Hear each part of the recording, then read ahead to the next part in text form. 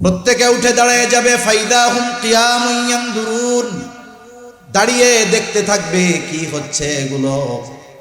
ওয়াকালাল ইনসানু মা লাহা, মানুষ দাঁড়ায় উঠা দেখবে আর বলবে কি হইতেছে এইগুলা।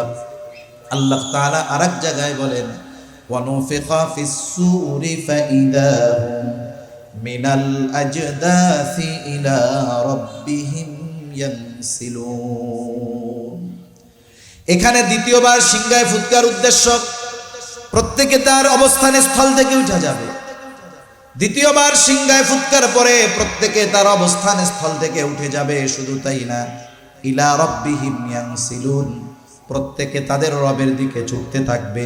উইঠা দেখবে কি হচ্ছে, অটোমেটিক রবের দিকে ছুটতে থাকবে। ওই দিনের অবস্থাটা কেমন, ওই দিনের পরিস্থিতিটা কেমন হবে।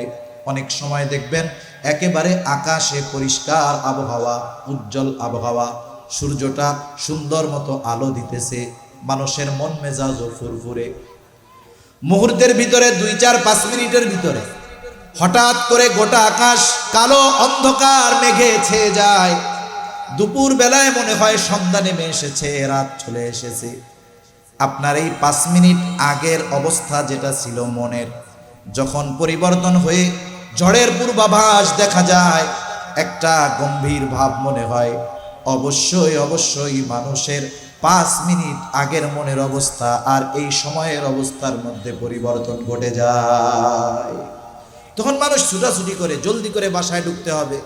ঝড় যদি চলে আসে কোথায় দাঁড়াবো, এই একটা চিন্তা। তার মানে একটা আবহাওয়ার পরিবর্তনের কারণে মানুষের পরিবর্তন, মনের পরিবর্তন আসে। বৃষ্টির সিজনে দেখবেন বৃষ্টি না হইলে ভালো লাগে না, শীতের সিজনে গরম লাগলে ভালো লাগে না। এটা মনের সাথে একটা সম্পৃক্ত বিষয়। কিয়ামতের ময়দানে মানুষেরা উঠবে, ওঠার পরে আবহাওয়া দেখে, অবস্থা দেখে, গম্ভীর্যতা দেখে এতটা ভীত সন্ত্রস্ত হবে। রাসূল আকরাম সাল্লাল্লাহু আলাইহি ওয়াসাল্লাম বলেন কিয়ামতের দিন সবাই বিবস্ত্র অবস্থায় উঠবে, কারো গায়ে কোনো পোশাক থাকবে না। আয়েশা সিদ্দিকা রাদিয়াল্লাহু তাআলা আনহা বলেন, ইয়া রাসূলুল্লাহ, মানুষেরা কি একে অপরের দিকে তাকাবে না, লজ্জা পাবে না?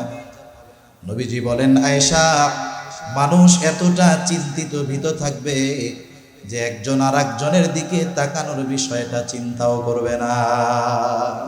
সাইয়্যিদানা ওয়া সানাদানা ওয়া হাবিবানা ওয়া তাবিবানা ওয়া আওলানা ওয়া মাওলানা মুহাম্মাদ সাল্লাল্লাহু তাআলা আলাইহি ওয়া আলা আলিহি ওয়া আসহাবিহি ওয়া বারাকা ওয়া সাল্লাম وبارك وسلم تسليما كثيرا كثيرا. أما بعد فأعوذ بالله من الشيطان الرجيم. بسم الله الرحمن الرحيم. كل نفس بما كسبت رهينة إلا أصحاب اليمين في جنات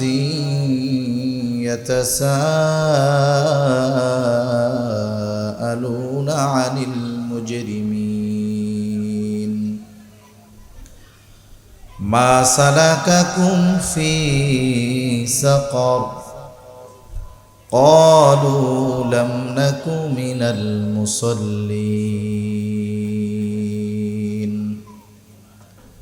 ولم نك نطعم المسكين وكنا نخوض مع الخائضين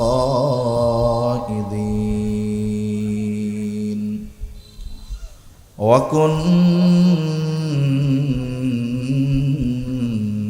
نكذب بيوم الدين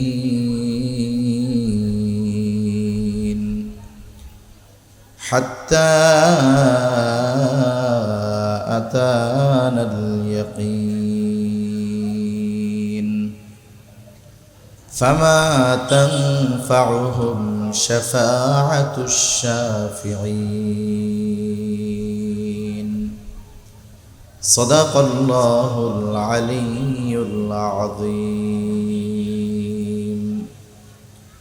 اللهم صل على محمد وعلى آل محمد كما صليت على إبراهيم وعلى آل إبراهيم إنك حميد مجيد اللهم بارك على محمد وعلى آل محمد كما باركت على إبراهيم وعلى آل إبراهيم إنك حميد مجيد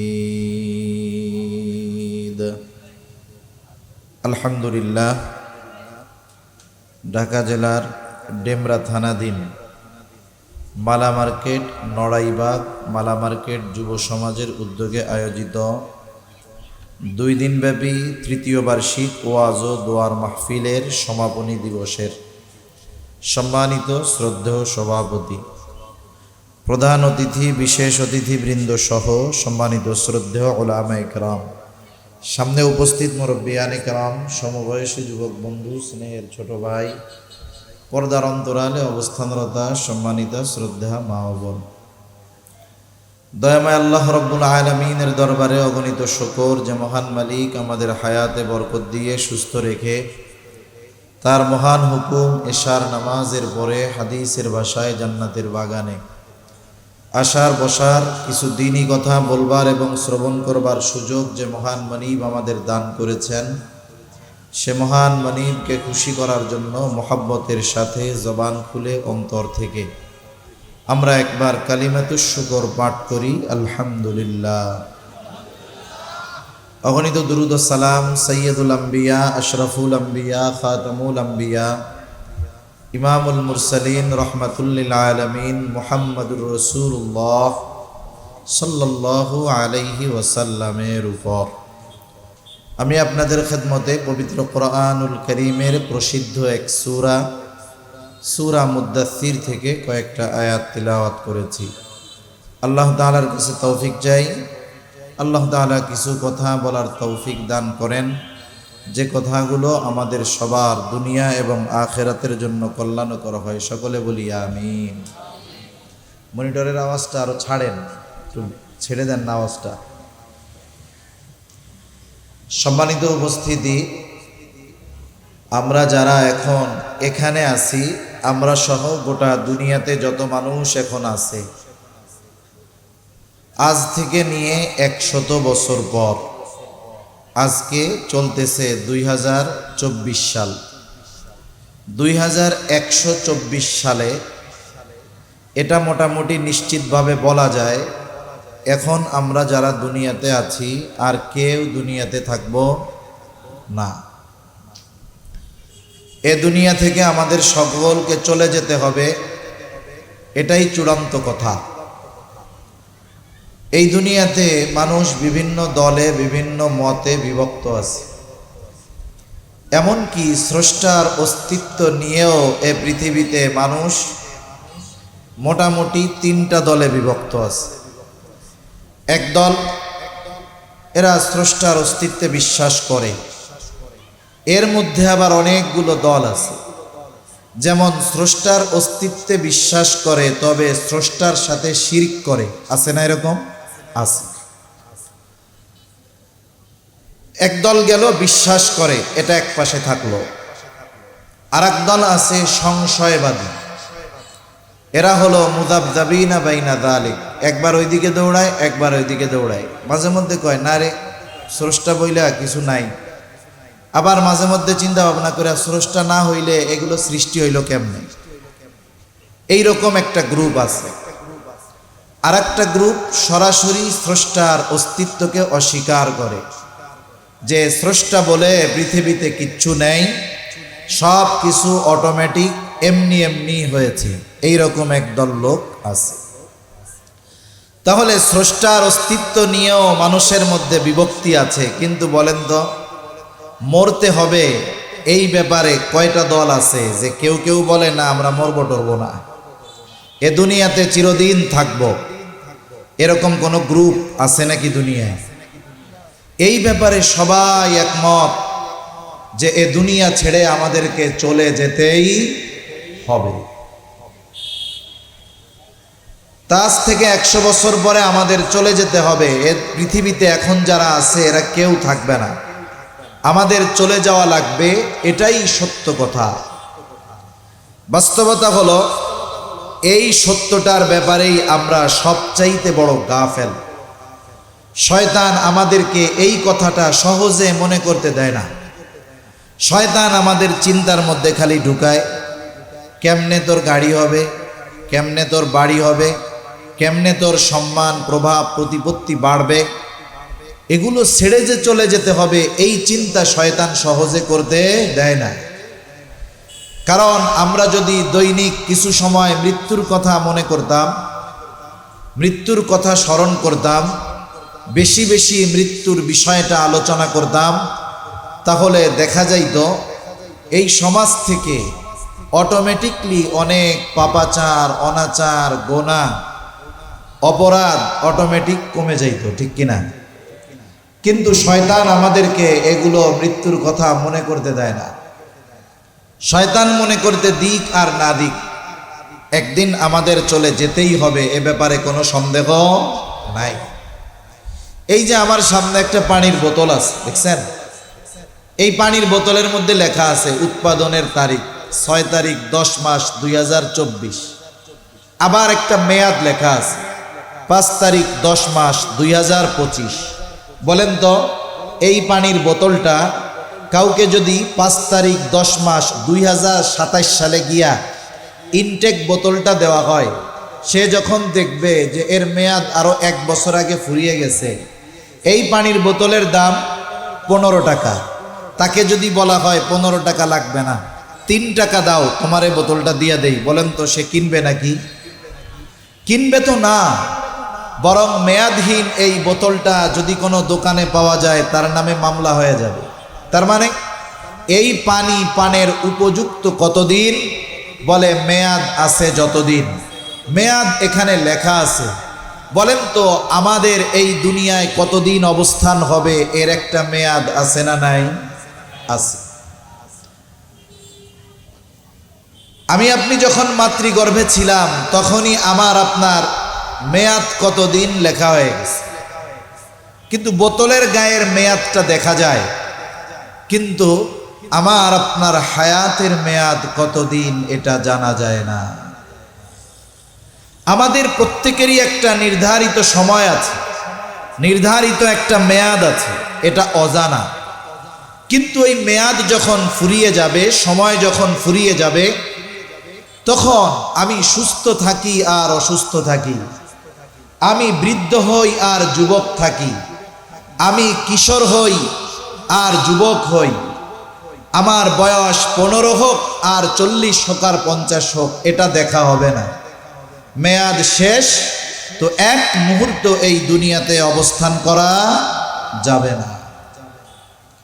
একেবারে যথাসময়ে মালাকুল মউত চলে আসবে, এক মুহূর্ত আগেও আসবে না, এক মুহূর্ত পরেও আসবে না।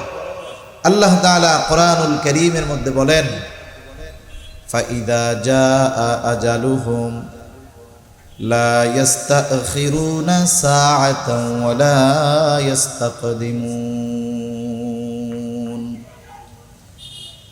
আল্লাহ রাব্বুল আলামিন জানায় দেন, যখন আমার আপনার নির্ধারিত সময় চলে আসবে, এক মুহূর্ত বিলম্ব হবে না, এক মুহূর্ত আগেও মালাকুল মউত আসবে না।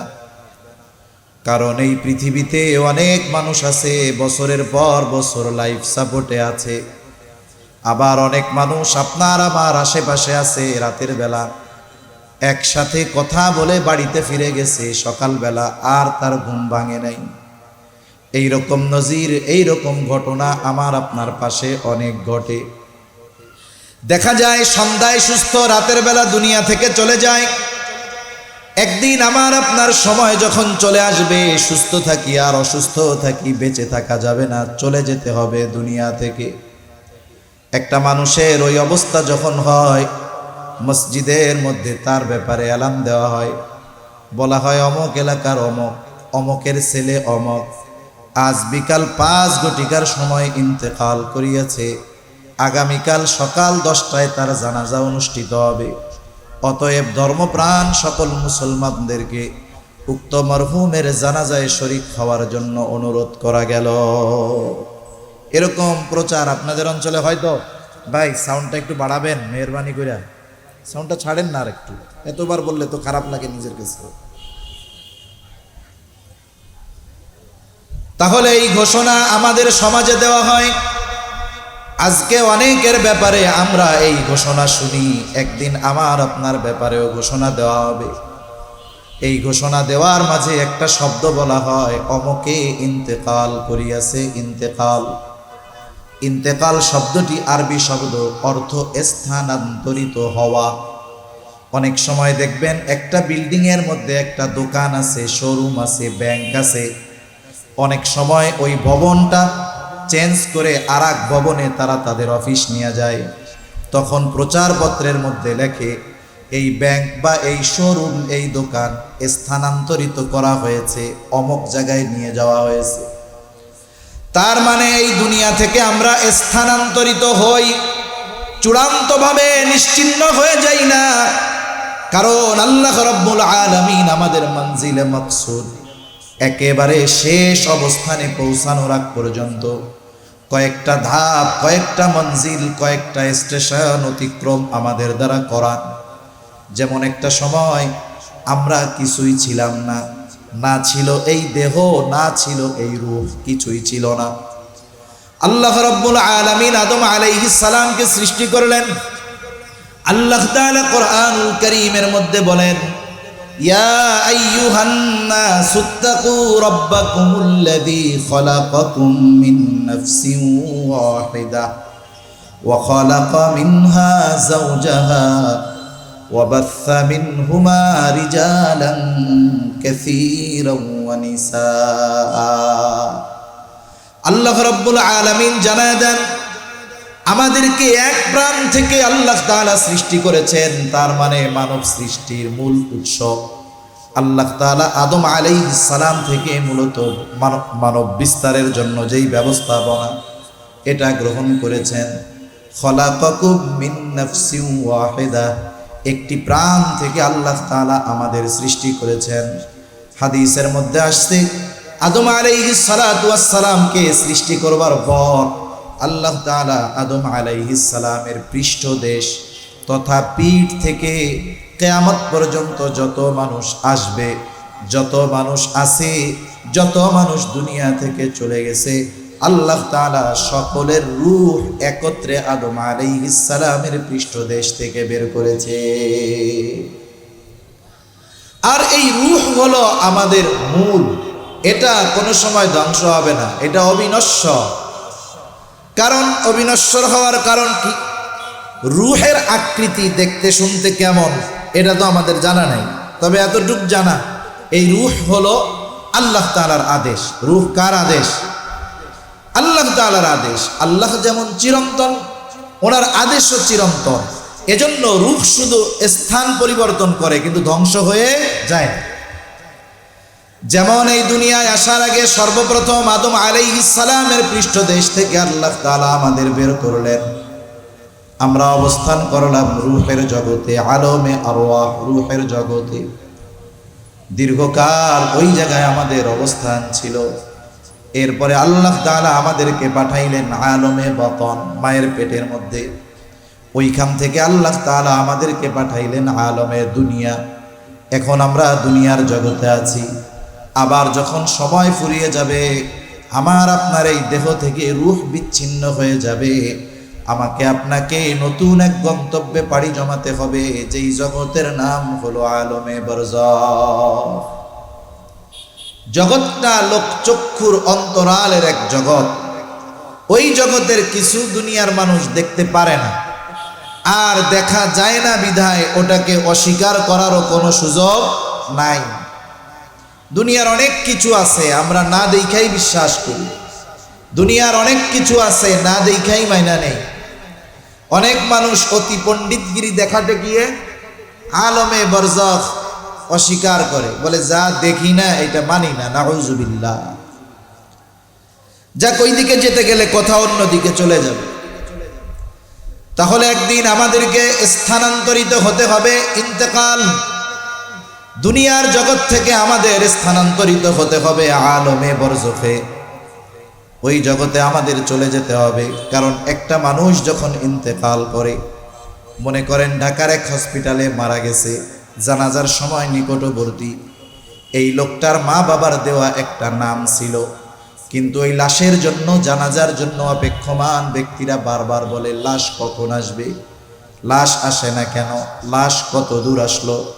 তার মানে ওই দেহটার ভিতরে যদি রূহ না থাকে ওইটার নাম হয়ে যায় লাশ, যার মধ্যে কিছুই নাই।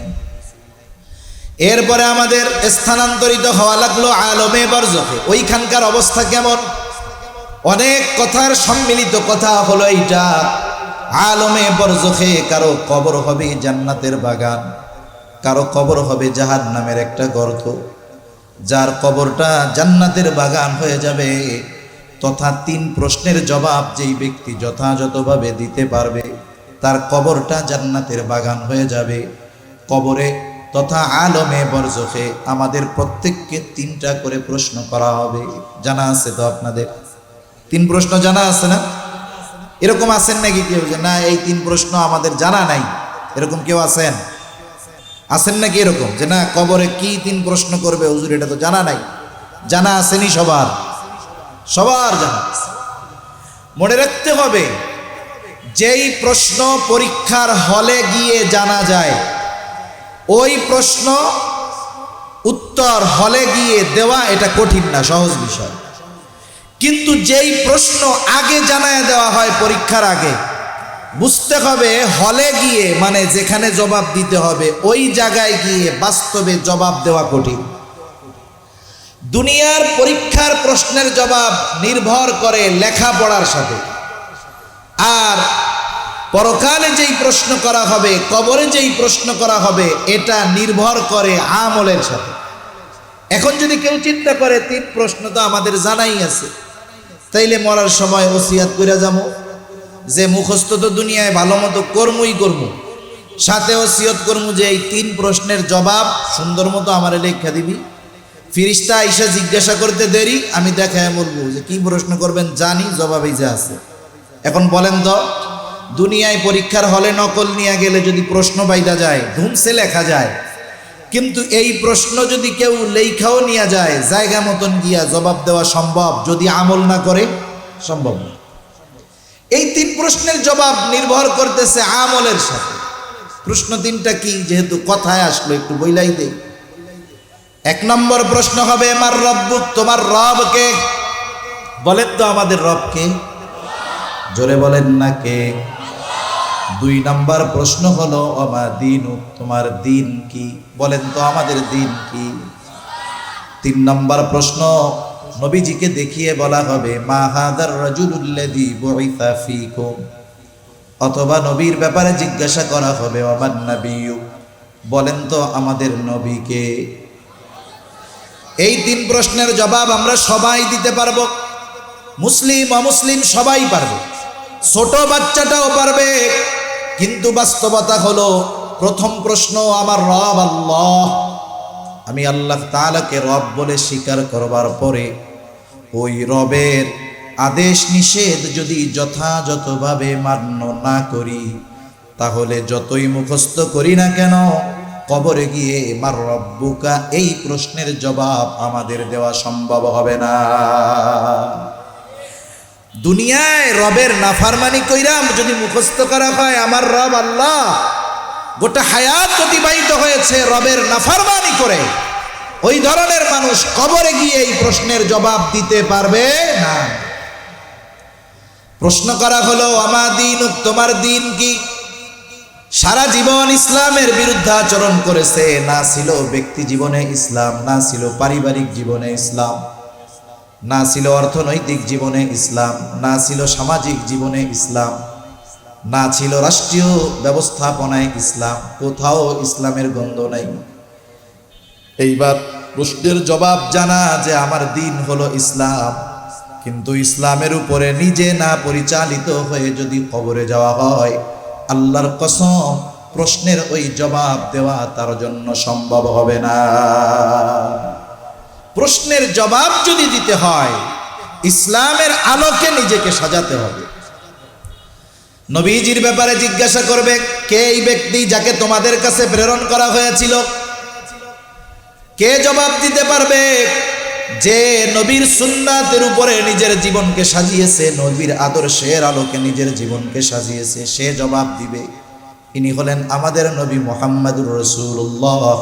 সারা জীবন সুন্নাতের বিরোধিতা করে, সুন্নাত অনুযায়ী না চলে, যতই মুখস্থ করা হোক, আমার আপনার নবী মুহাম্মদুর রাসূলুল্লাহ সাল্লাল্লাহু আলাইহি ওয়াসাল্লাম সুন্নাত অনুযায়ী জীবন যাপন না করলে এই প্রশ্নের জবাব দেওয়া সম্ভব হবে না।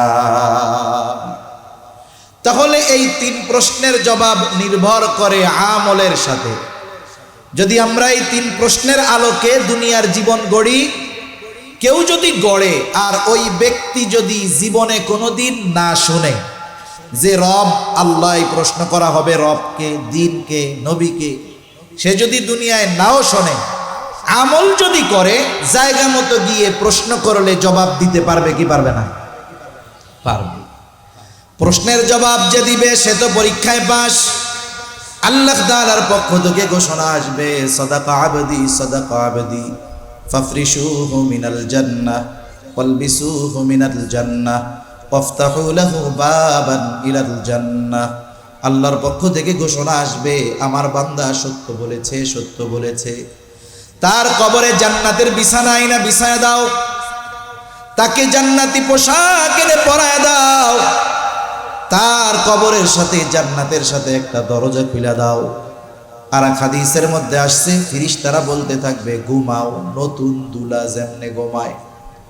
যখন কোনো কেউ নতুন বিবাহ করে শ্বশুর বাড়িতে বেড়াতে যায়, ঘুমাইতেছে মেয়ের স্বামী, দেখবেন আশেপাশে পোলাপান যদি খেলাধুলা করে, শাশুড়ি কি কয়, খবরদার আওয়াজ করিস না, বলে কি বলে না? আশেপাশের লোকজন আসে, একটু জামাই বাবুরে দেখবে, বলে এখন কথা কেউ না, ঘুমাইতেছে, ডিস্টার্ব করো না। যতক্ষণ দরজা সে নিজের থেকে না খুলে ততক্ষণ তারে কেউ ডিস্টার্ব করে না। নতুন দুলা ঘুমাইলে যেমন কেউ তাকে ডিস্টার্ব করে না, ফেরেশতারা বলবে ঘুমাইতে থাকো, নতুন দুলা যেমনে ঘুমায়। এইবার ওই কবর তো জান্নাতের বাগান, নাজ নেয়ামত পায় আসে, মনে করবে এটাই মনে হয় জান্নাত। কারণ দুনিয়ায় এত নেয়ামত পরিপূর্ণ বিষয় তো সে দেখে নাই, চিন্তাও করে নাই, ও মনে করবে এটাই মনে হয় জান্নাত।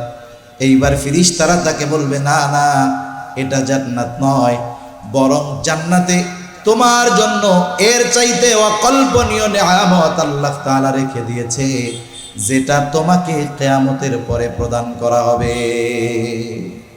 আপনার আমার কাছে একটা ভালো জিনিস আছে, আমি আপনি যখন ওই ভালো জিনিসের চাইতে আরো ভালো জিনিসের সন্ধান পাবো, তখন এটা আর ভালো লাগবে না। এটা স্বাভাবিক অভ্যাস আমাদের। এখন ওই জান্নাত পাবে কখন? কিয়ামতের পরে। এবার আল্লাহর কাছে দোয়া করবে, আল্লাহ যত দ্রুত সম্ভব, যত তাড়াতাড়ি সম্ভব আপনি কিয়ামত কায়েম করেন, আমি তাড়াতাড়ি আমার ওই জান্নাতে যাইতে চাই। সুবহানাল্লাহ। আরেকজনের পরিস্থিতি কি হবে? এর বিপরীত, যে জবাব দিতে পারবে না, তার ব্যাপারে ঘোষণা আসবে, কাযাবা আবদি ফাফরিশুহু মিনান নার ওয়ালবিসুহু মিনান নার ওয়াফতাহু লাহু বাবান ইলান নার। মিথ্যা বলছে আমার এই বান্দা, মিথ্যা বলেছে, জাহান্নাম থেকে আগুনের বিছানা এনে বিছায়া দাও, আগুনের পোশাক তাকে পরায় দাও, তার কবরের মধ্যে আর জাহান্নামের সাথে তার কবরের সাথে দরজা খুলে দাও।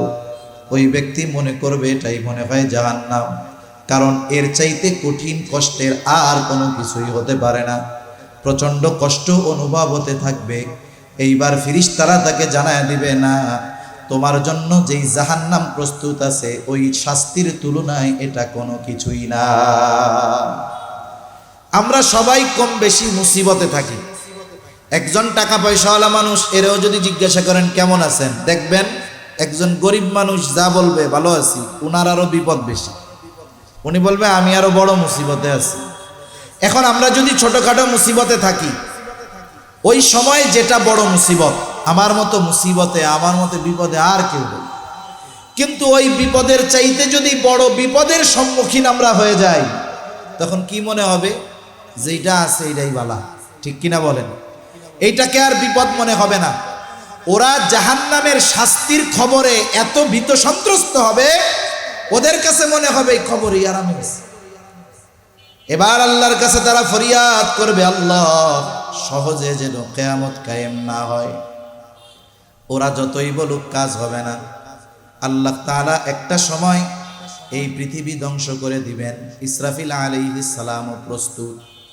আল্লাহ তাআলা কোরআনুল কারীমের মধ্যে বলেন, ওয়া নুফিখা ফিস সূরি ফাসাইকা মান ফিস সামাওয়াতি ওয়া মান ফিল আরদ ইল্লা মান শাআল্লাহ থুম্মা নুফিখা ফীহি উখরা ফাইযা হুম কিয়ামুন ইয়ানদুরুন।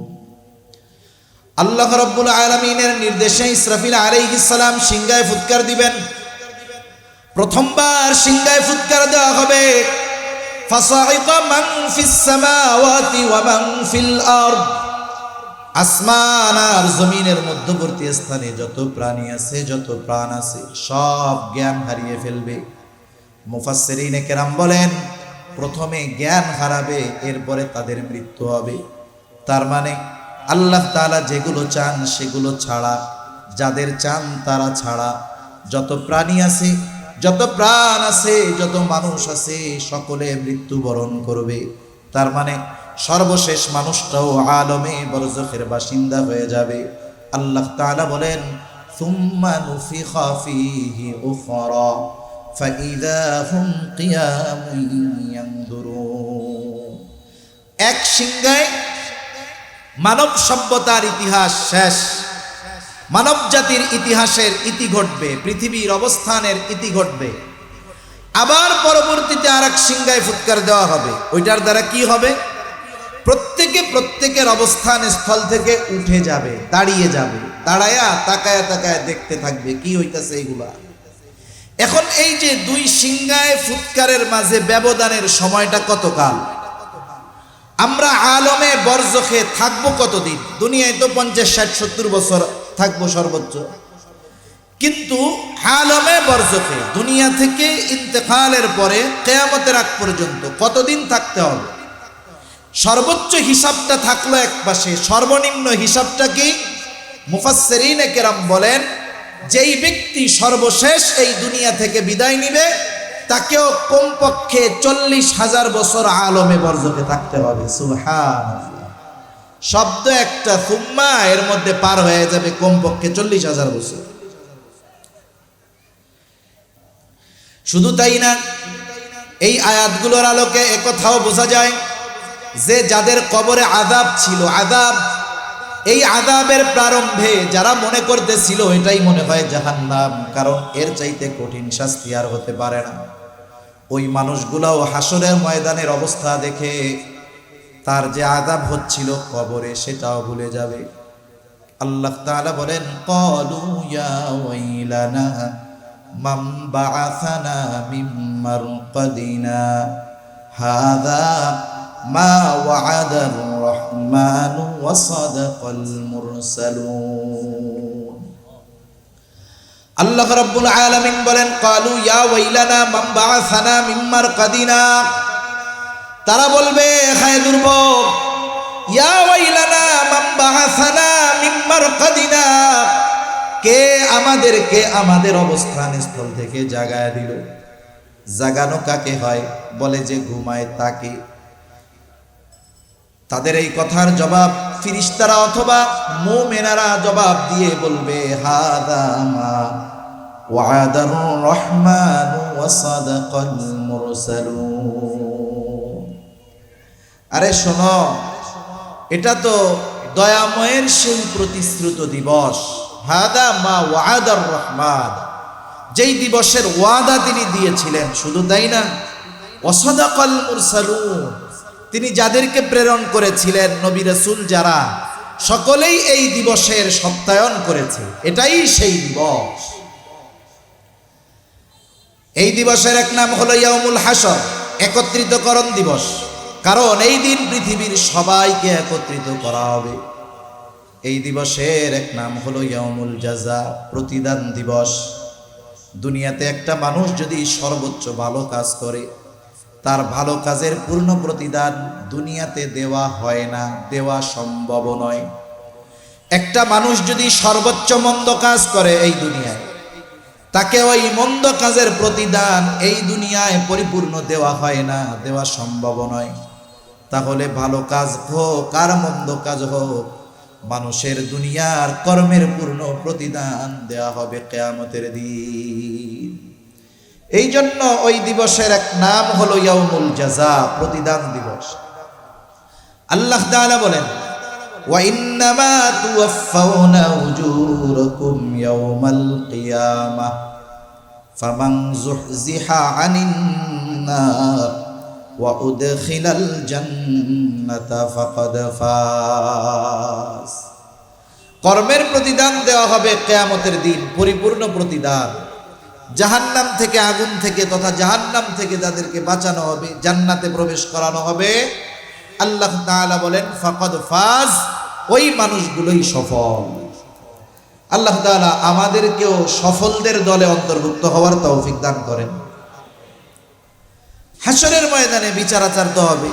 এরপরে আল্লাহ তাআলা এক দলকে পাঠাবেন জান্নাতে আর এক দল জাহান্নামে।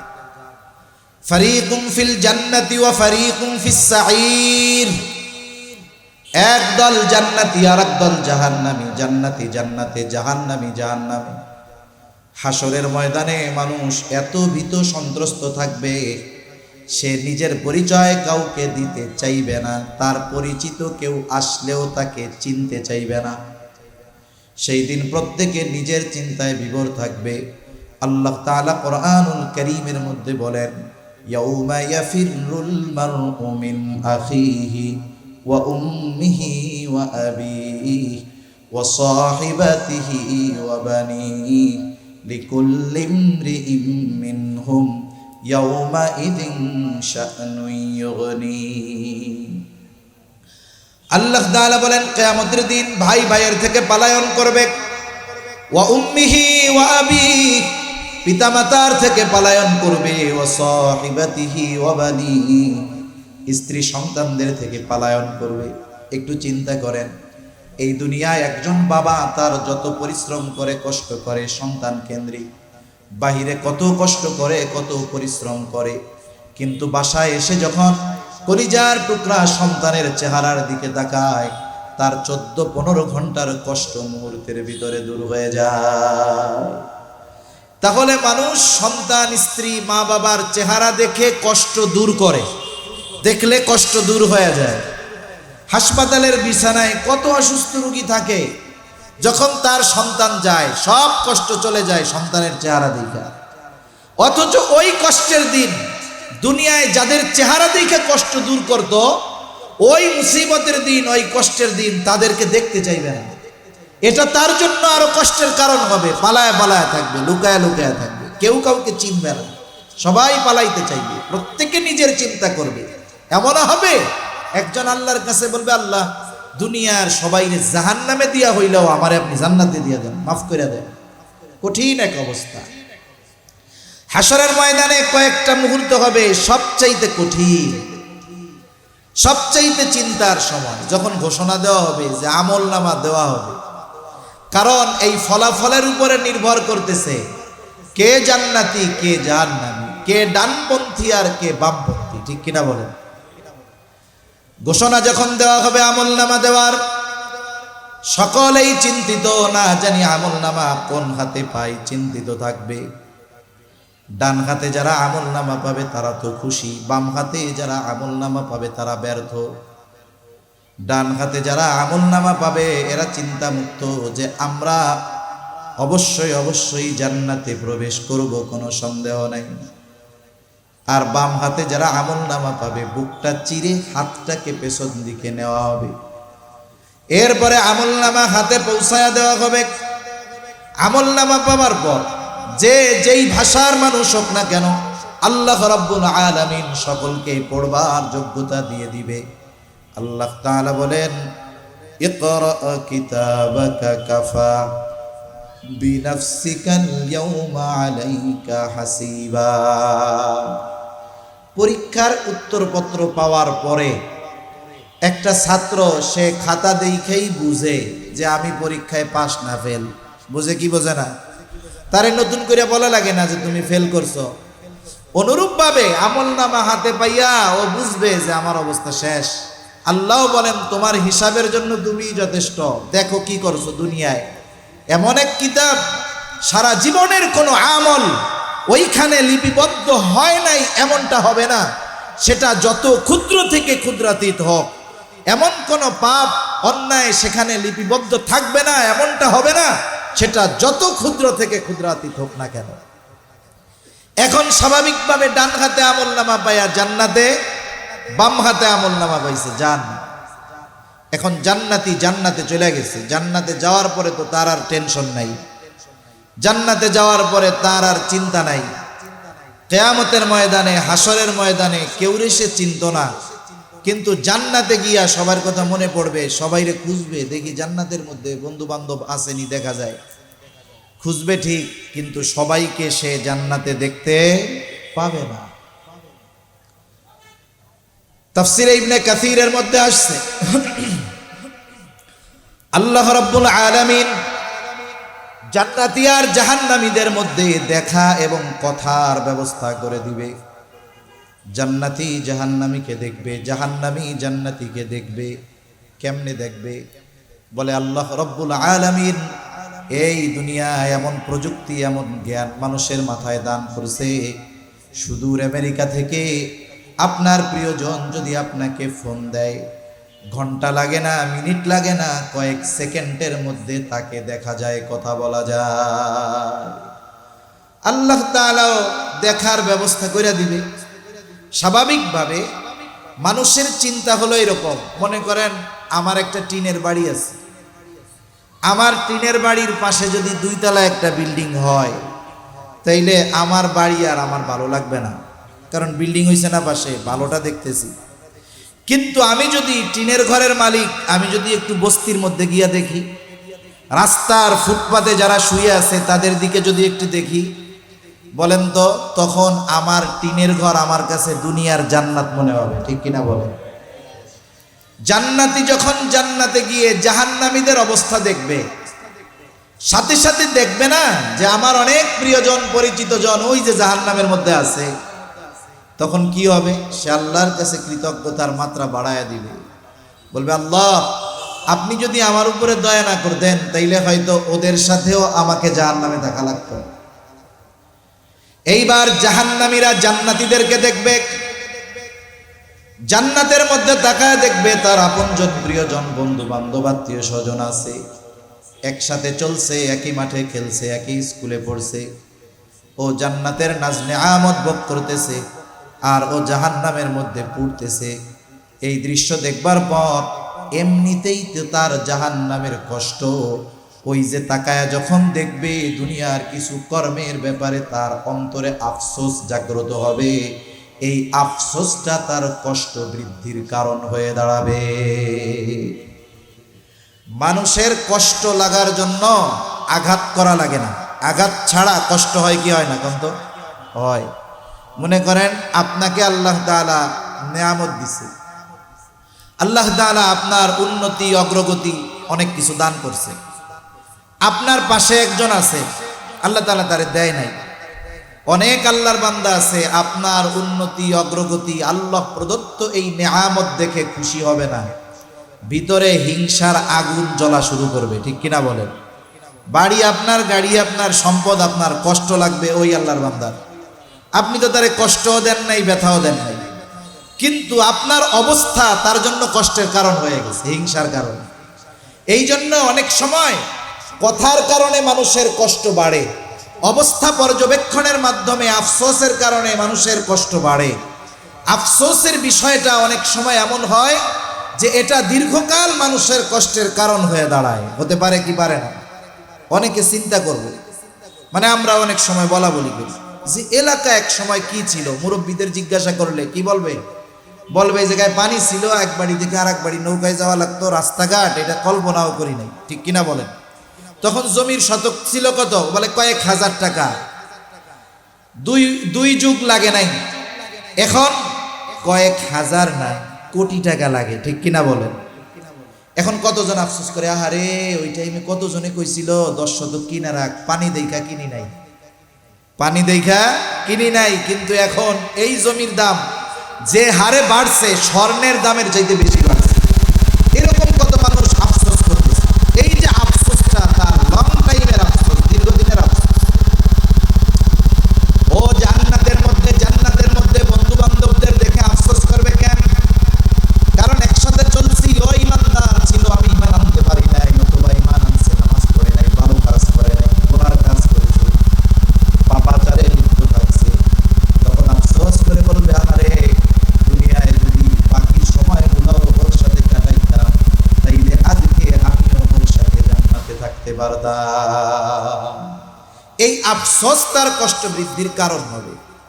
আল্লাহ তাআলা সেই কথাগুলোই বলতেছেন। কারণ যেই মানুষগুলো বাম হাতে আমলনামা পাবে, তাদের ঠিকানা জাহান্নাম। তারা তাদের কৃতকর্মের জন্য জাহান্নামে আবদ্ধ থাকবে, শাস্তি ভোগ করতে থাকবে। আল্লাহ তাআলা বলেন, কুল্লু নাফসিম বিমা কাসাবাত রহিনা ইল্লা আসহাবাল ইয়ামিন।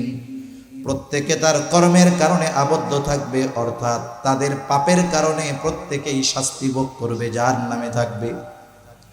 ইল্লা আসহাবাল ইয়ামিন, তবে যারা ডানপন্থী, ডান হাতে আমলনামা পেয়েছে তারা নয়, কারণ তাদের আবাসস্থল হইল জাহান্নাম। এইবার জান্নাতীরা জান্নাতে, ফি জান্নাতি ইয়াতাসাআলুনা আনিল মুজরিমিন। জান্নাতীরা জান্নাতে পরস্পর মুজরিমদের ব্যাপারে আলোচনা করবে, সাথে সাথে কথা বলার ব্যবস্থাও আল্লাহ করে দিবে।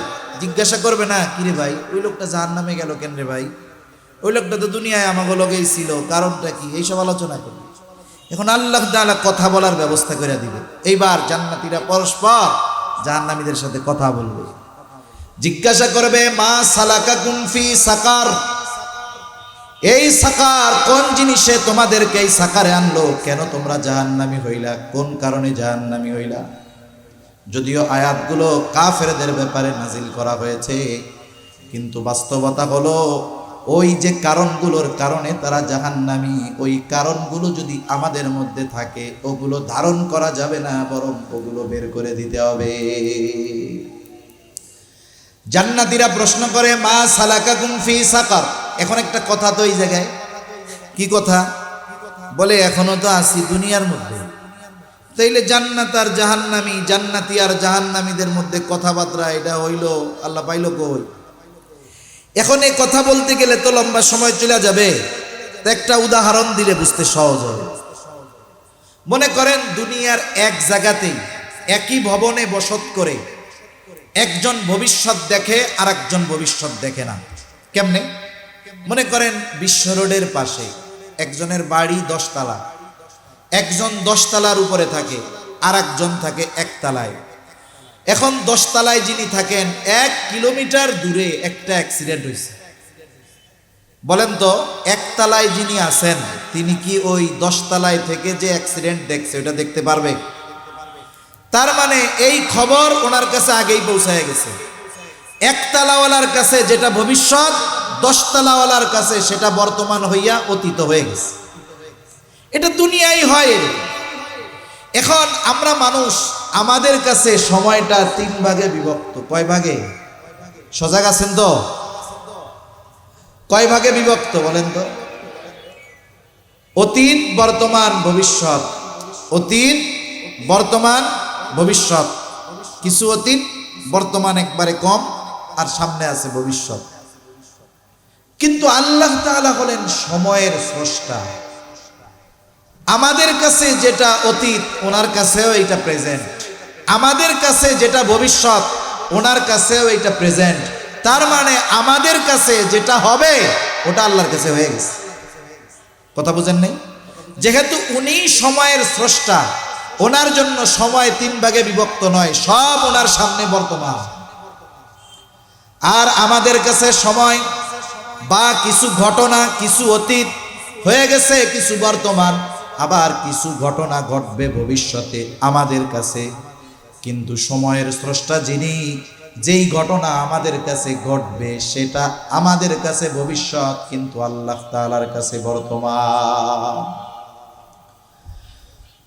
আল্লাহ রাব্বুল আলামিন জানায় দেন, প্রশ্ন করবে, জান্নাতীরা জানতে চাইবে, মা সালাকাকুম ফি সাকার, কেন জাহান্নামী হইলা, কোন কারণে তোমরা এই সাকারের অধিবাসী হইলা?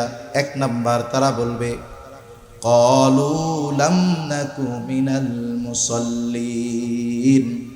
1 নাম্বার তারা বলবে, আমরা জাহান্নামী হওয়ার 1 নাম্বার কারণ আমরা মুসল্লি ছিলাম না।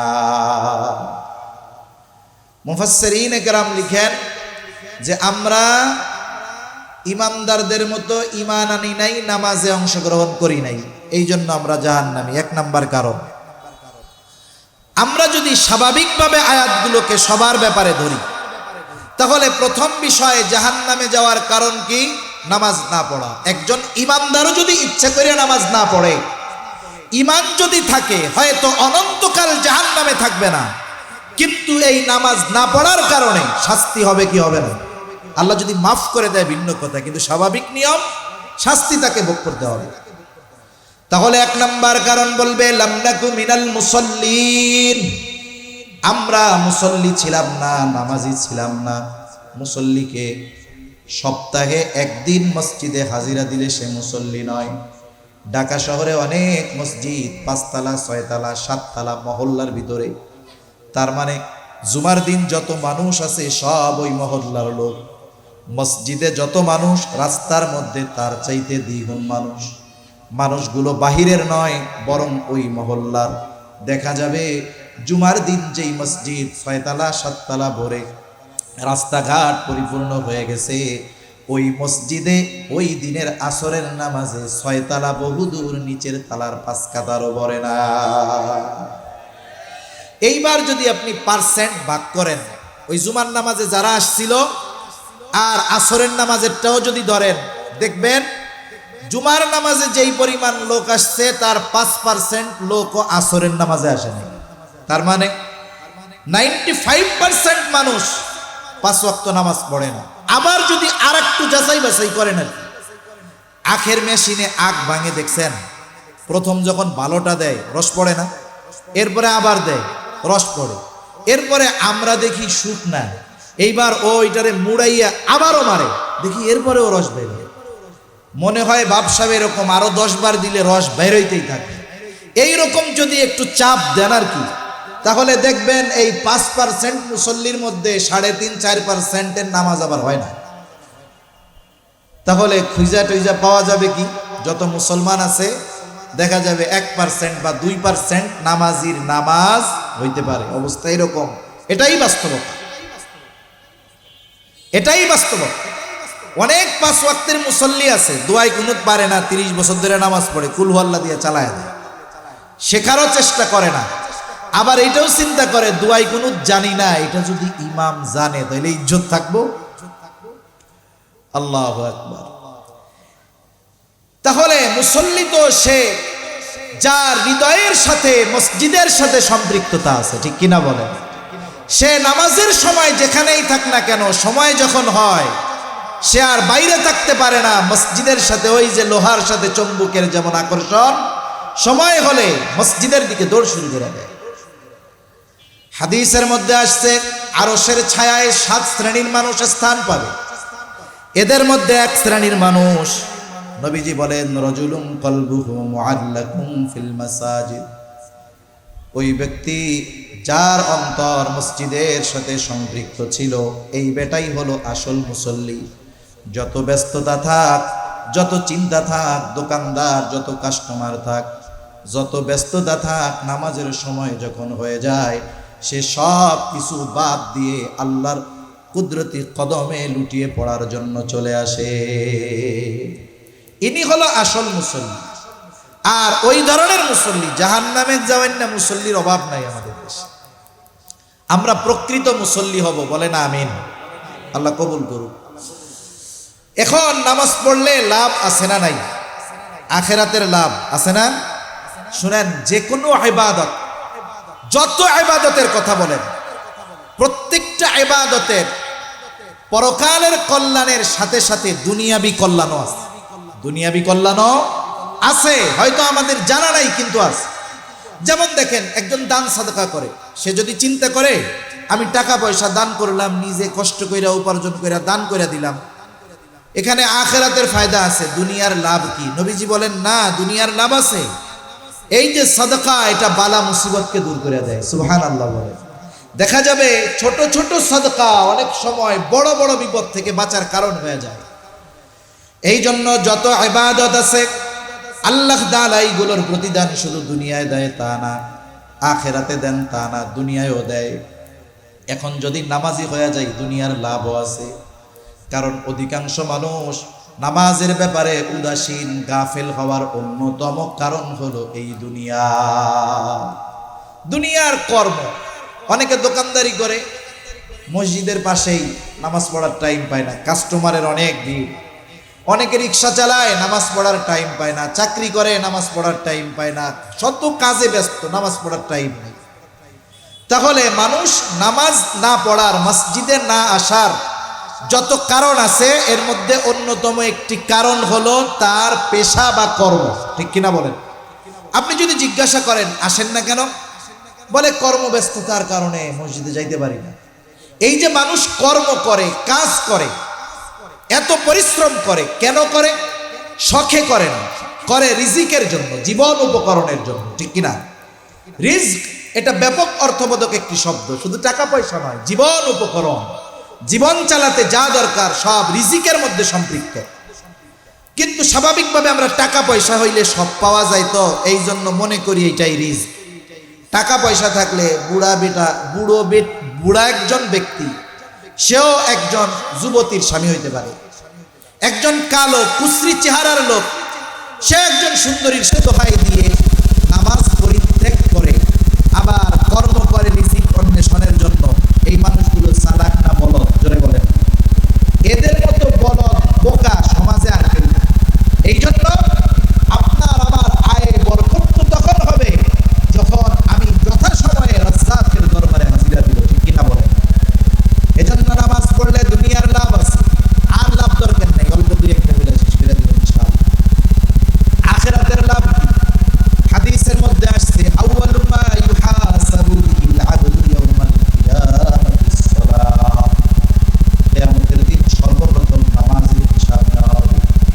আর এক হাদিসের মধ্যে আসছে, যার প্রথম হিসাবটা ঠিক হয়ে যাবে তার জন্য বাকি হিসাব তিনি সহজ করবেন তিনি কে? দুনিয়ার নিয়মটা এরকম। মনে করেন একজন ছেলে ভালো মতো লেখাপড়া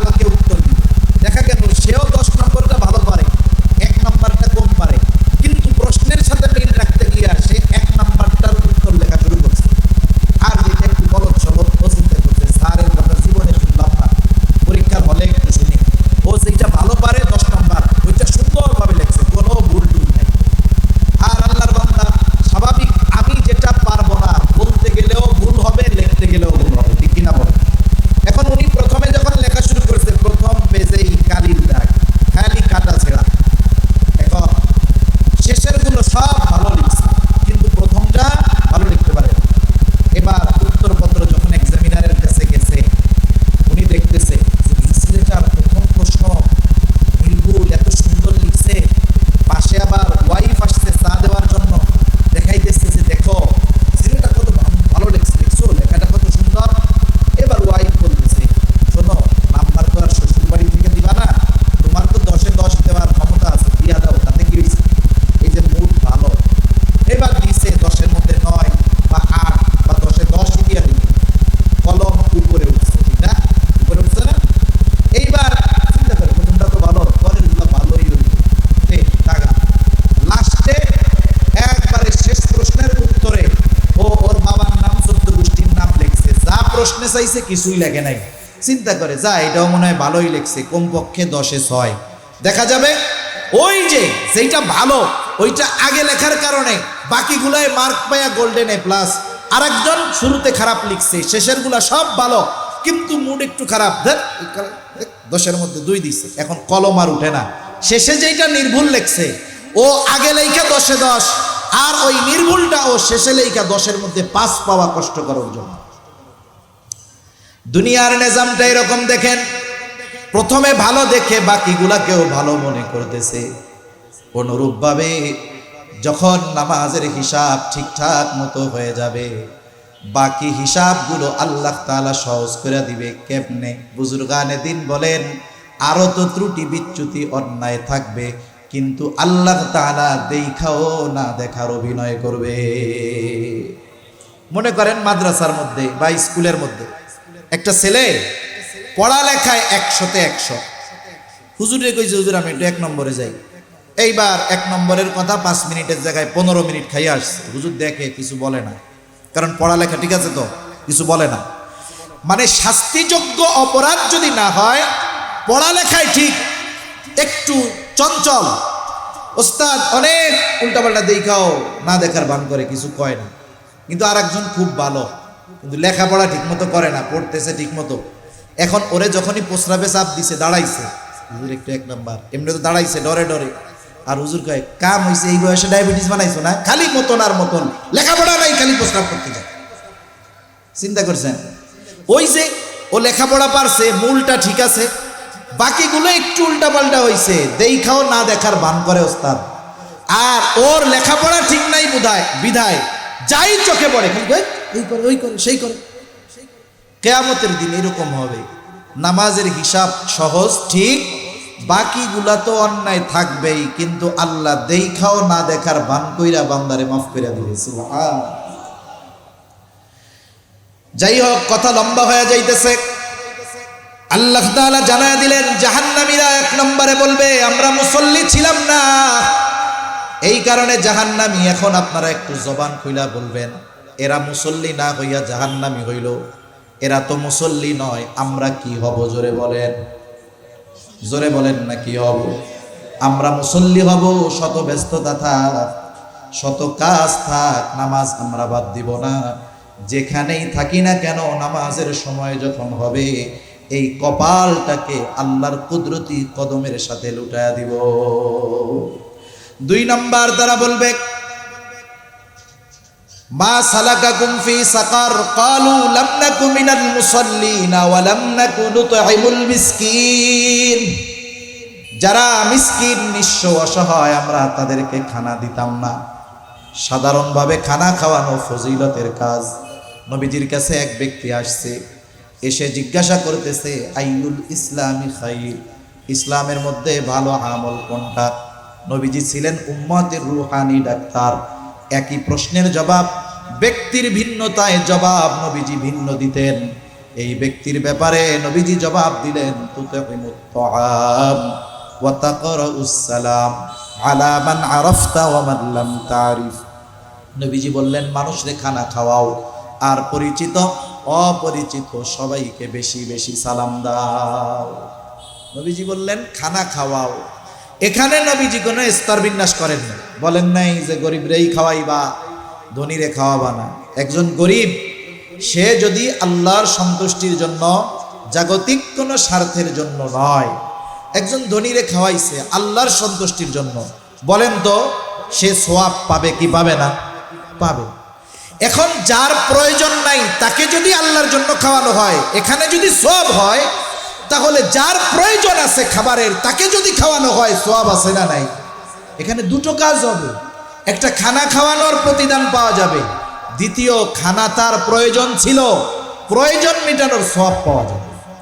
হাদিসের মধ্যে আসছে নবীজি সাল্লাল্লাহু আলাইহি ওয়াসাল্লাম বলেন, দুনিয়াতে আমরা যদি অপর মুসলিম ভাইয়ের প্রয়োজন মিটিয়ে দেই, আল্লাহ তাআলা দুনিয়া আখিরাতে আমার আপনার প্রয়োজন মিটায়া দিবে। সুবহানাল্লাহ। আবার দেখেন, খানা খাওয়ানো ফজিলতের কাজ, স্বাভাবিকভাবে খানা খাওয়ানো ফজিলতের কাজ, মিসকিন অসহায়কে খানা খাওয়ানোর ফজিলতের কাজ। আবার যদি ওই অসহায় ক্ষুধার্ত ব্যক্তি আমার আপনার প্রতিবেশী হয়, তাহলে এই খানা খাওয়ানো শুধু ফজিলতের কাজ নয়, এটা ঈমান সম্পৃক্ত বিষয়। নবীজি বলেন, লাইসাল মুমিন আল্লাযী ইয়াশবাউ, ওই ব্যক্তি মুমিন না যে নিজে পেট ভরে খায় কিন্তু তার প্রতিবেশী অভুক্ত থাকে। নবীজি বলেন সে প্রকৃত মুমিন নয়। এই জন্য আমি আপনি আমার আপনার প্রতিবেশীর দিকেও নজর রাখবো। ভালো যদি রান্না করি তাকে দিয়ে একটু সহযোগিতা করব। অনেক সময় দেখা যায় আমরা অসুস্থতার কারণে ভালো খাবার খাই না, কিন্তু আমার আপনার অনেক প্রতিবেশী ভালো খাবারের ঘ্রাণ মাসের পর মাস পায় না। হাদিসের মধ্যেও আসছে না, নবীজি বলছেন তোমরা তরকারির মধ্যে একটু ঝোল বাড়ায়া দাও, পানি বাড়ায়া দাও। কেন? বলে তুমি যাতে তোমার প্রতিবেশীর একটু খোঁজ খবর নিতে পারো, এতে আন্তরিকতা বাড়ে, মহব্বত বাড়ে। এজন্য অনেক সময় অনেকে আছে প্রতিবেশী গরিব হইলে এর সাথে খারাপ আচরণ করে। আমার আপনার আত্মীয় স্বজন যত টাকা পয়সাওয়ালা ধন দৌলতওয়ালা হোক না কেন, বিপদে যদি পড়ি উনি ঢাকার থেকে আসতে আসতে বাড়ি পুইরা ছাই হয়ে যাবে, পানির বালতি নিয়ে ওই গরিব প্রতিবেশী আগে দৌড়ায়, ঠিক কিনা বলেন? এজন্য গরিব যদি প্রতিবেশী থাকে আমরা তাদের সাথে সম্পর্ক ভালো রাখবো। 3 নাম্বার বলবে, ওয়া কুন্না নাখুদু মাআল খায়দিন, অহেতুক মজলিসে যারা থাকতো তাদের সাথে আমরা ওইখানে অবস্থান করতাম। তার মানে এমন মজলিস যেখানে ইসলামের বিরুদ্ধাচরণ করা হয়, বৈশা থাকে কিন্তু প্রতিবাদ করে না। এমন মজলিস যেখানে গুনাহ হয়, বৈশা থাকে কিন্তু কিছু কয় না, মজা নেয়। এই ধরনের অনর্থক মজলিসগুলো জাহান্নামে যাওয়ার কারণ হবে। হাকিমুল উম্মাত আশরাফ আলী থানভী রহমাতুল্লাহি আলাইহি বলেন, 2 ধরনের মজলিস ছাড়া বাকি সব মজলিসগুলো ক্ষতিকর।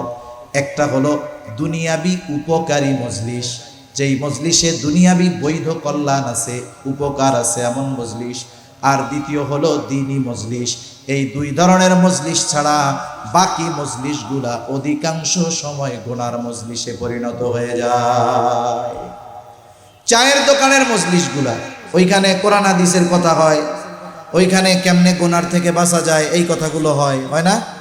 হয়, এগুলো হয় না। এই যে অনর্থক মজলিস, সময়টারে ব্যয় করে ফেলতেছে। আর ভার্চুয়াল ডিজিটাল অনর্থক মজলিস হইল মোবাইল। ডিজিটাল অনর্থক মজলিস কি? মোবাইল। ওইখানে তো ফেসবুকে বন্ধু বান্ধবের সাথে থাকা হয়, অহেতুক সময় ব্যয় করা হয়। দুনিয়ায় বেঁচে থাকতে সময়ের কদর বোঝা যায় না, কিন্তু মারা যাওয়ার পরে সময়ের দাম বোঝা যাবে, করার কিছু থাকবে না। আল্লাহ তাআলা বলেন, ওয়ানফিকু মিম্মা রাযাকনাকুম মিন ক্বাবলি আন ইয়াতিয়া আহাদাকুমুল মাউত ফায়াকুলা রাব্বি লাউলা আখখারতানি ইলা আজালিন করিব ফাআসাদদাকা ওয়া আকুম মিনাস সালিহিন। আল্লাহ তাআলা বলেন, তোমাদেরকে যা দেওয়া হয়েছে মৃত্যু আসার পূর্বে তার থেকে তোমরা দান করো, ব্যয় করো। মিন ক্বাবলি আন ইয়াতিয়া আহাদাকুমুল মাউত, আল্লাহ তাআলা মরণ আসার আগে ভালো কাজ করতে বলছে, দান সাদকা করতে বলছে। এখন মরণ চলে আসলো, ফিরে আসার উপায় নাই। ওই মৃত ব্যক্তি কথা বলে, অনেক কিছু বলে, কিন্তু আমরা শুনতে পারি না। যে কথাগুলো বলে এর মধ্যে একটা হলো রবের কাছে ফরিয়াদ করে বলে, লাউলা আখখারতানি ইলা আজালিন করিব, ও প্রভু আমারে যদি কিছু সময়ের জন্য আর একটু অবকাশ দিতেন, দুনিয়ায় যাওয়ার সুযোগ দিতেন, ফাআসাদদাকা ওয়া আকুম মিনাস সালিহিন, আমি দান সাদকা করতাম, সাথে সাথে সৎ কর্মশীলদের অন্তর্ভুক্ত হয়ে যাইতাম। বলেন তো ওই সময় যত আফসোস করা হোক না কেন, একটু মুহূর্তের জন্য তাকে পুনরায় দুনিয়ায় ফিরে আসার সুযোগ দেওয়া হবে নাকি? হবে না। এই জন্য সময় থাকতে অনর্থক মজলিসে সময় ব্যয় করা যাবে না। 4 নাম্বার, কুন্না নুকাদ্দিবু বিয়াউমিদ্দিন। দুইটা অবস্থা হইতে পারে। যদি ইমানদার আগের অপকর্মগুলো করে, মানে নামাজ পড়ে না, মিসকিনদের খানা দেয় না, অনর্থক মজলিসে থাকে, কিন্তু ইমানের বিষয়গুলো মোটামুটি ঠিক আছে, ইমান নিয়ে মরছে, তাইলে তো শাস্তি ভোগ কইরা জান্নাতে গেল। কিন্তু যদি অবস্থা এমন হয় আখিরাতের ব্যাপারে যদি সে অবিশ্বাসী হয়, যে বিশ্বাসই করে না, তাইলে তো তার আখিরাত চূড়ান্তভাবে বরবাদ, ঠিকানা তার জাহান্নাম।